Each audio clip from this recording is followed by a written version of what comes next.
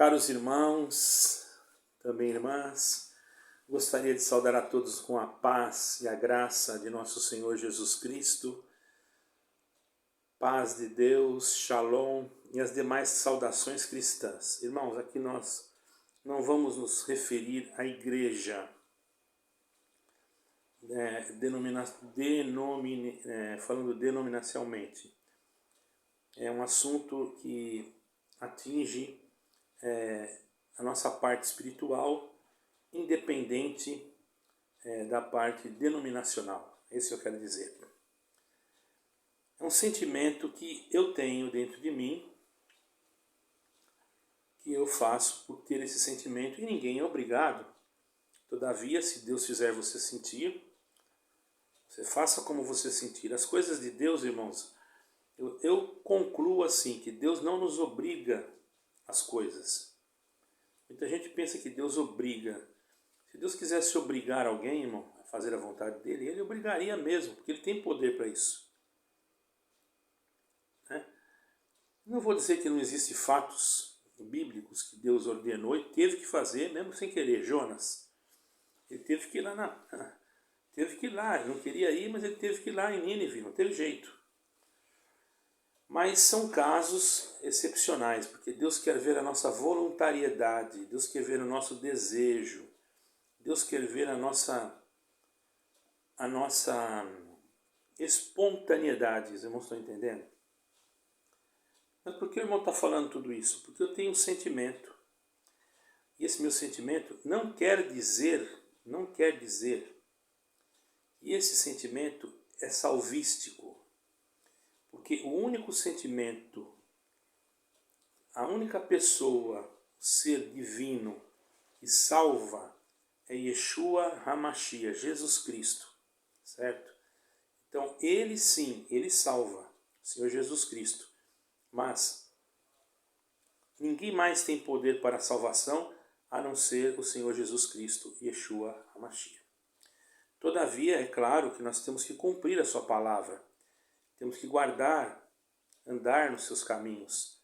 Mas meditemos, tem pessoas que nunca andaram no caminho e na última hora creram e o Senhor os perdoou, os salvou.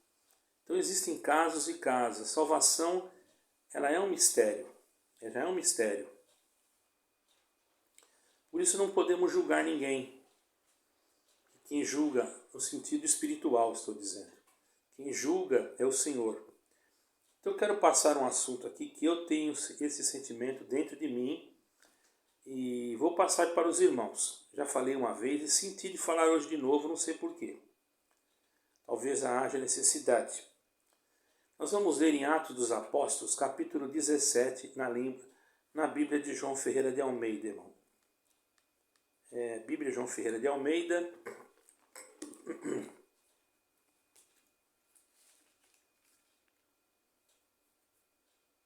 A Bíblia de João Ferreira de Almeida, edição revista corrigida, certo?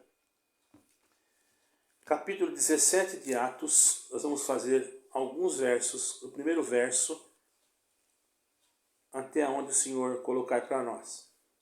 Vamos ler então, na guia e ajuda do Espírito Santo de Deus. Capítulo 17. E passando por Anfípolis e Apolônia, chegaram a Tessalônica, onde havia uma sinagoga de judeus.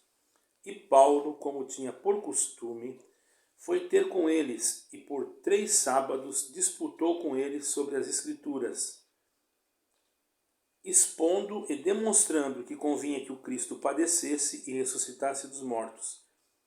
E este Jesus que vos anuncia, dizia ele, é o Cristo. Vou parar por aqui. Presta atenção, irmãos. Paulo, ele tinha por costume, sempre ia na sinagoga, porque ele era judeu, irmãos. Então, não existia igrejas. A palavra igreja significa ajuntamento de pessoas, reuniões. Então, quando nós estamos dentro de uma casa ou numa fazenda e se reúne um grupo muito grande de pessoas para louvar a Deus, ali é uma igreja. não é necessariamente ter um prédio, uma construção. Depois se foi, claro, que fizeram para abrigar o povo. Mas aquilo não é realmente uma igreja.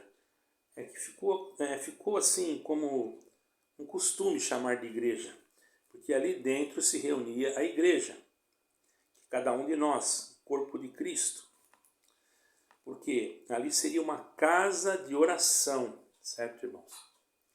Tanto é que quando o Senhor Jesus chegou no templo uma vez, que ele viu aqueles cambistas vendendo, trocando, fazendo dinheiro na frente do templo, ele não falou templo e nem falou igreja, ele falou: quem vos ensinou a fazer da casa do meu pai covil de ladrões e salteadores, porque esta casa será chamada casa de oração. Uma tradução diz assim. Mas vamos tratar por igreja, porque o fator agora mais conveniente devido ao costume que temos aqui no Ocidente e em outros lugares, é que se fala de igreja. Então, naquele tempo, não existia nenhum prédio, nenhum apóstolo, nenhum discípulo construiu nenhum prédio e colocou o nome de igreja. E os discípulos e os apóstolos, todos eles eram judeus. Até Paulo, embora ele tivesse uma dupla cidadania, ele fosse romano, mas ele também era judeu. Então todos eles sabiam que existia na lei de Moisés uma lei que o Senhor Jesus cumpriu na íntegra, porque ele cumpriu todas, principalmente os 10 mandamentos, aonde diz um mandamento que lembra-te do dia de sábado para o santificar. Então na sinagoga, naquele dia, tinha muito povo. E Paulo sempre tinha costume de ir na sinagoga. E quando Paulo chegava lá, ele, como era doutor da lei também, porque Paulo era uma pessoa muito instruída, ele também disputava, quer dizer, ensinava nos sábados e falava sobre as escrituras. Mas eu pergunto, será que a sinagoga só abria no sábado? Não, irmãos. A sinagoga não só abre no sábado. Bom, pelo menos em Jerusalém, eu fui numa sinagoga, ali no Muro das Lamentações, e eu vi ela funcionando. Não sei se são todas assim. Eu entrei, inclusive, nessa sinagoga, perto do Muro de Jerusalém, que já foi lá. Debaixo daquele muro tem outro muro, que dizem que é o original, porque o primeiro foi todo destruído, né? Depois foi construído em cima daquele muro, outro muro, que tem um outro nome que eu não me recordo agora, mas é o Muro das Lamentações, que nós conhecemos aqui no Ocidente, aonde vão muitas pessoas para visitar, é um lugar muito visitado, e durante o ano inteiro até inclusive. Irmãos, então ele poderia também, ele pregava todo dia, não tinha dia especial para ele pregar, mas no sábado ele ia na sinagoga. Porque todos os dias são do Senhor. Porém, veja bem, uma vez um discípulo, um mancebo, melhor, chegou para o Senhor Jesus e disse: Mestre, o que eu farei para herdar a vida eterna? O Senhor disse para ele: Sabes os mandamentos? Ele falou: sei, e pratico-os desde criança. E começou a recitar para o Senhor ali os 10 mandamentos, conforme ele conhecia, irmãos. Bendito seja o nome santo do Senhor. Aquilo que ele sabia, ele foi falando. E naquele momento, o Senhor olhou para ele e falou: não estás longe de herdar a vida eterna. Vai, vende tudo que tu tens e dá aos pobres. Aí que apertou. Ele pegou, virou as costas e foi embora, porque o coração dele estava no dinheiro. Hoje o coração das pessoas, muitos corações, estão no dinheiro, irmão. E isso é muito triste, porque as pessoas deixam de fazer a vontade de Deus, de ajudar um irmão, de fazer alguma coisa porque amam o dinheiro, irmão. Isso é uma coisa muito... A pessoa tem que trabalhar, a pessoa tem que fazer a sua parte, mas, irmãos, presta bem atenção. Amar o dinheiro, irmãos, é uma coisa muito, muito perigosa. Por causa do dinheiro, nós precisamos dele, mas se nós formos olhar, ele é a raiz de todo o mal, irmãos. Porque se a pessoa usar o dinheiro com a benção de Deus sobre ele, louvado seja Deus, mas se ela pegar aquele dinheiro e for usar o dinheiro, irmãos, para outras coisas, e fazendo outras coisas, irmãos, sinceramente, a pessoa... tem pessoas que por causa do dinheiro se vendem. Tem pessoas que por causa do dinheiro tiram a vida do outro. Eu visitava presídios, irmãos, e eu vi ali, por causa do dinheiro, a pessoa cometia coisas abomináveis aos olhos de Deus. Por causa do dinheiro, a pessoa fazia coisas que não eram boas, eram ilícitas. Então já vem um conselho aqui, irmãos. Não ame o dinheiro. Não deixe que o dinheiro seja o motivo de você, irmão, irmã, deixar o Senhor por causa do dinheiro ou por causa da falta do dinheiro. Né? Quer dizer, tem pessoas que é capaz de tudo quando não tem dinheiro, viu, irmão? E tenhamos cuidado, irmão. Você que já veio de uma vida aí que não foi boa, não faça isso. Então Paulo, ele estava pregando Jesus Cristo na sinagoga. E no sábado, porque ele guardava o sábado. Por isso que o Senhor Jesus falou para aquele moço: sabes os mandamentos? Sim. Então estás próximo da vida eterna. Agora vai e vende tudo que tu tens e dá aos pobres. Mas por que o Senhor falou aquilo para ele? Para testá-lo. O Senhor Jesus já sabia que o coração dele estava preso na ambição, naquilo tudo. Então ele foi embora. Os irmãos compreendem? Mas o assunto principal aqui é que os mandamentos o Senhor Jesus mandou guardar. Ora, mas ele não cumpriu os mandamentos? Ele não aboliu? Não. Ele não veio para destruir os mandamentos. Ele veio para cumprir os mandamentos. Os mandamentos que nós não precisamos cumprir são aqueles mandamentos que para nós, só se Deus nos cobrar. Agora, por exemplo, oferecer o holocausto. Para que eu vou oferecer o holocausto se Jesus Cristo já foi crucificado? Fazer circuncisão. Para que eu vou fazer circuncisão? A não ser que eu more em Israel, lá é normal fazer circuncisão.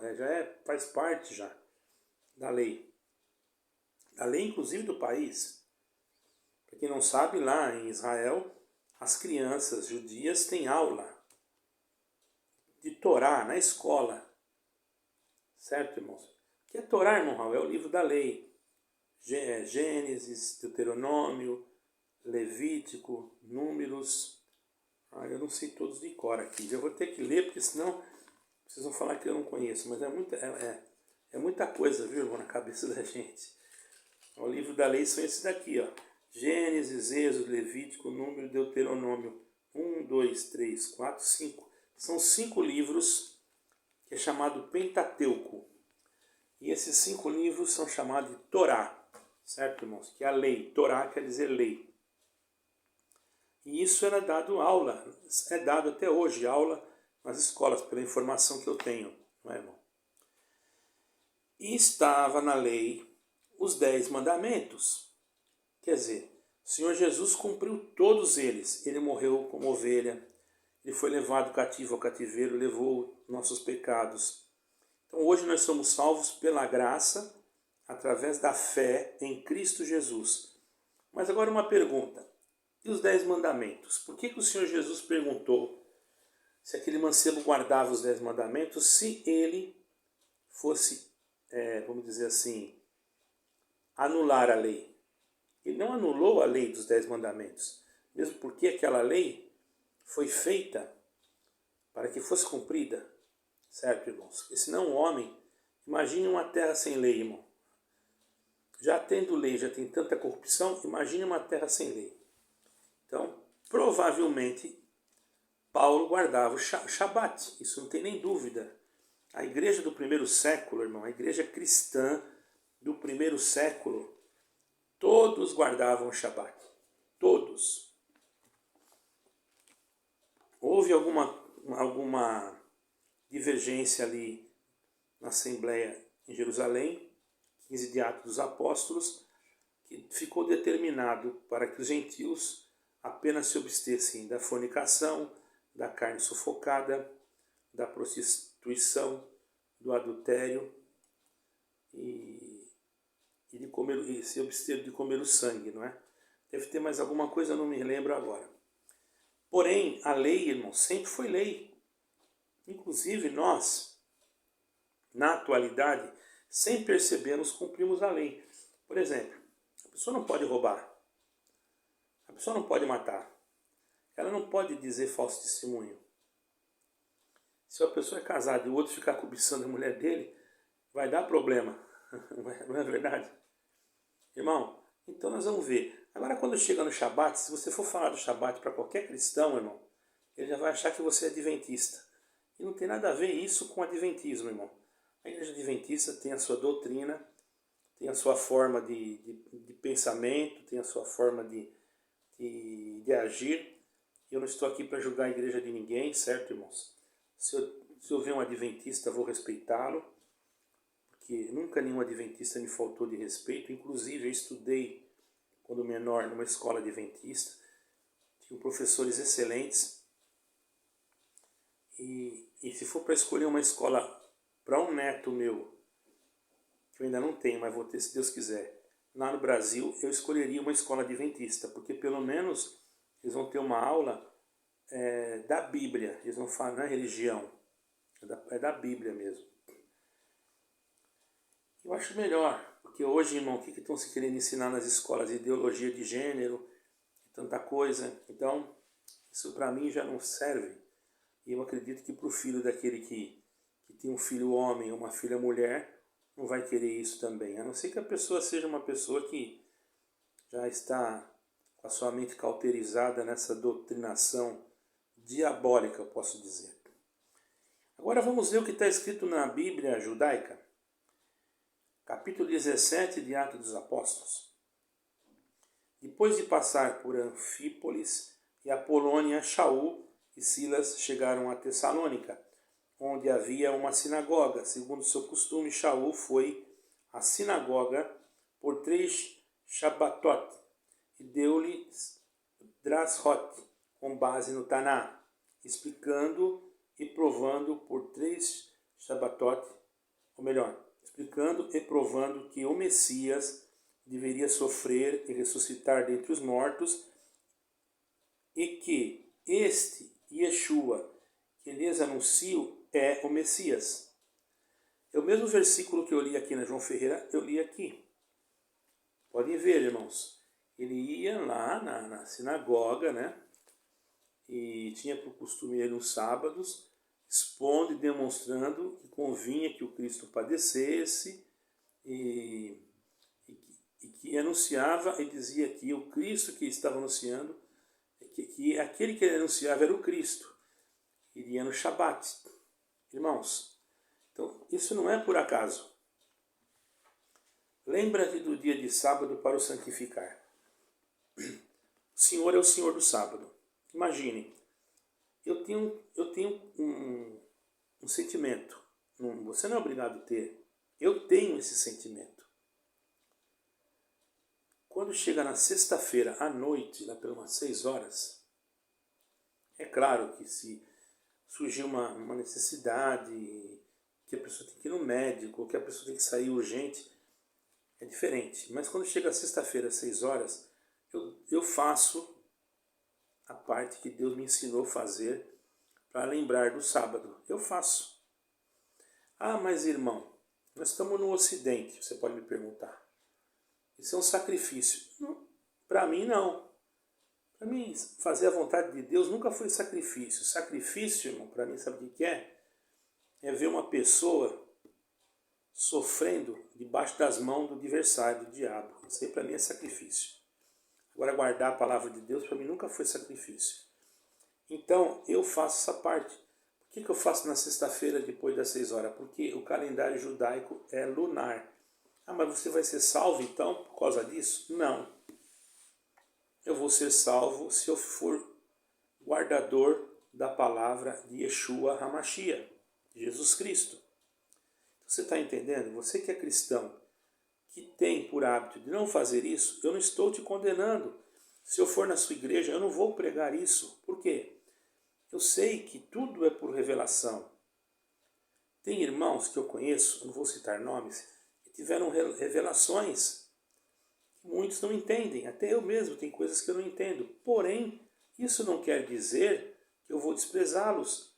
Eu não vou desprezar a revelação de ninguém, irmão. Porque como é que eu vou dizer, irmãos, que domingo é o dia do Senhor, se foi Constantino no concílio de Nicéia? Estude a história de Constantino. Constantino, no concílio de Nicéia, que mudou a lei. E está escrito no livro de Daniel que iam surgir os homens cruéis que mudariam a lei. Ele mudou. Estava lá no mandamento. Sábado ele colocou domingo. Por que ele colocou domingo? Porque domingo é o dia dos solstícios, o dia do nascimento do sol, certo? Inclusive até no Natal, vou falar do Natal. Eu não estou julgando ninguém, irmãos, vou falar o que eu sei, o que é verdade. O Natal ele é comemorado dia 25 de dezembro pela Igreja Romana e por muitos evangélicos, certo, irmãos? E é comemorado dia 6 de janeiro pela Igreja Católica Ortodoxa, que tem um outro Papa. Por quê? Do dia 25 de dezembro ao dia 6 de janeiro é o dia dos solstícios, é o dia do nascimento do Sol, do Deus Sol, tá entendendo? Constantino fazia os seus rituais para o Deus Sol.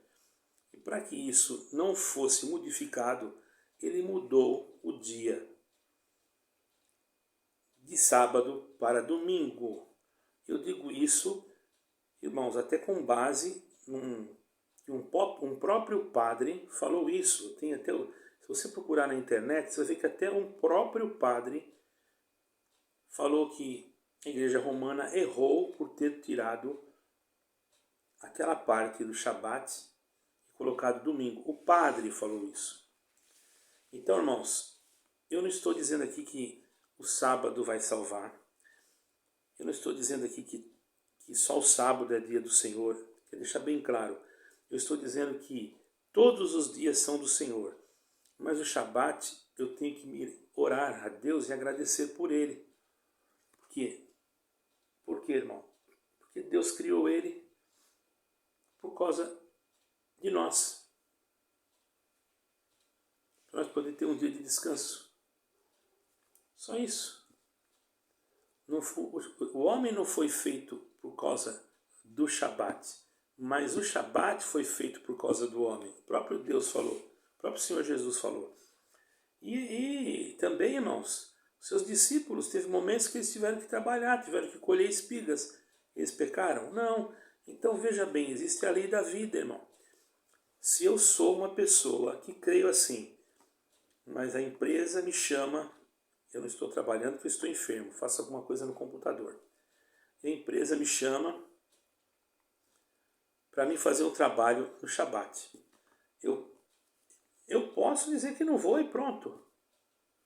Mas se eu dependo daquilo, se eu perder aquele emprego e não arrumar outro, tem irmãos que têm fé para isso, mas tem outros que não. Então se ele for trabalhar no Shabat, irmão, você acha que Deus vai condená-lo? Não vai. Porque ele, irmão, está debaixo da graça de Cristo Jesus. Estando debaixo da graça, o Senhor o justifica. Que o Senhor é o Senhor de todas as coisas. Por isso ninguém vos perturbeis, disse Paulo, nem pelos dias de festa, nem pelos sábados, nem pelas festas, porque nem pelo comer e nem pelo beber, porque tudo é vosso, voz de Cristo e Cristo de Deus. Abriu uma porta aí. Mas isso não quer dizer que eu não possa fazer se eu estou sentindo. Não estou dando uma doutrina que você é obrigado, se você não fizer você vai para o inferno. Não. Agora, se Deus pedir para você fazer, aí é outra coisa. Eu conheço um irmão que Deus falou com ele não comer carne. Irmãos, e ele não comia carne. Aí eu ia perguntar para ele, irmão, por que o irmão não come carne? Deus falou para mim não comer carne. Mas onde que está escrito isso? Não está escrito em lugar nenhum. Mas ele não sentia. Por que eu ia questioná-lo? Um sentimento próprio, irmãos. Irmão, tem coisas que Deus pede para um e não pede para outro. O que Deus falou para Sansão? No teu cabelo não passará navalha. Você vai ser nazireu de Deus. No teu cabelo não passará navalha. Eu pergunto, Deus falou para todos isso? Não, mas falou para Sansão.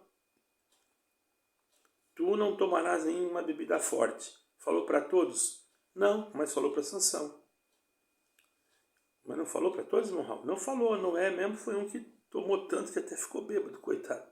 Aquele momento ali, não sabia, né? Não conhecia também a força que tinha aqui na bebida. E outros, até o Senhor Jesus tomou vinho, irmão. Ah, mas aquele vinho não tinha álcool, irmão. Irmão, eu não estava lá para ver. Eu creio que no Pessá provavelmente não tinha. Porque não se pode comer nada fermentado no Pessá.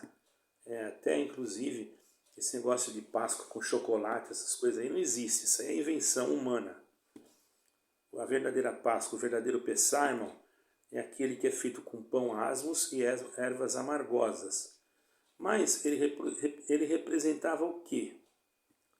Ele representava o Cordeiro de Deus que veio para tirar o pecado do mundo. Mas se a pessoa quiser fazer aquilo ali, irmão, ele está pecando? Não está. Se ele quiser fazer, ele faz na casa dele, não está incomodando ninguém. Ele não come todo dia. Então tem coisas, irmãos, que não tem nada a ver com a salvação, irmão. Tem coisas que a gente tem que entender. Que nós temos que entender que nós temos que estar em Cristo e não ficar vendo essas coisas e querendo criar problemas e mandando comentário e fazendo jornais no comentário explicando que agora não é mais assim, que nós vivemos na graça. Irmão, quem que falou que nós não vivemos na graça? Quem que pregou aqui que a salvação é pelas obras? Não é, a salvação é pela fé. Mas as obras, o que elas fazem quando nós se convertemos realmente em Cristo?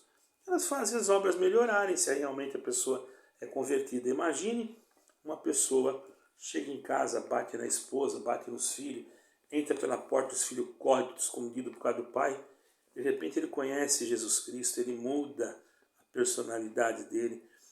Quando ele chega em casa, os filhos já veem, nossa, houve uma mudança no pai. Olha como ele chega com amor, traz até uma caixa de bombom. Olha aí, tá percebendo? Melhorou, porque ele conheceu Jesus Cristo. As obras dele melhoraram. Imagine uma pessoa com boas obras, já, lá no mundo, e conhece Jesus Cristo. Irmão, ele vai ser, top, se ele continuar com as suas boas obras, ainda junto com Jesus Cristo. Ele vai melhorar mais ainda. Então, irmãos, o que salva, o centro da salvação é Jesus Cristo. Por isso que nós pregamos Jesus Cristo. Agora, quanto guardar, é algo que eu faço porque eu sinto, porque está escrito na palavra de Deus. E eu aconselharia também que você orasse e perguntasse para Deus. Só isso.